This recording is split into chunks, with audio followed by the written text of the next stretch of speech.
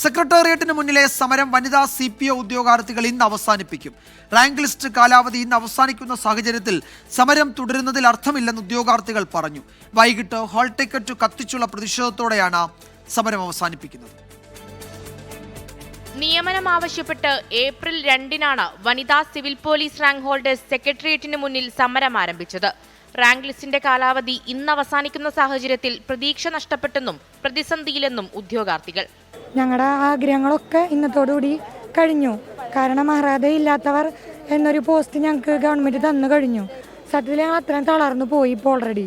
ഇനിയിപ്പോൾ നാളെ നാട്ടിലേക്ക് തിരിച്ചു പോകുമ്പോൾ അവിടെ ചെല്ലുമ്പോഴത്തെ അവസ്ഥ എന്താണെന്ന് ഞങ്ങൾക്കറിയില്ല. എനിക്ക് 3 മക്കളാണ്. ഈ 3 മക്കളിട്ടിട്ടാണ് ഞാൻ പഠിച്ചത്.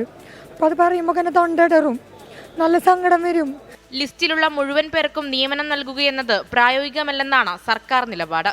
സമരം അവസാനിപ്പിക്കാൻ ഉദ്യോഗാർത്ഥികൾ തീരുമാനിക്കുമ്പോഴും പ്രതിഷേധത്തെ തള്ളുകയാണ് LDF കൺവീനർ TP രാമകൃഷ്ണൻ.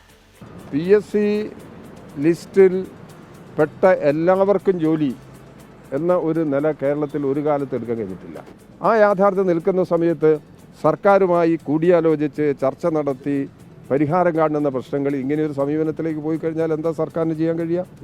മുഖ്യമന്ത്രി വിചാരിച്ചാൽ നിമിഷനേരം കൊണ്ട് റാങ്ക് ലിസ്റ്റിന്റെ കാലാവധി നീട്ടാമെന്ന് സമരപന്തൽ സന്ദർശിച്ച PC വിഷ്ണുനാഥ് MLA.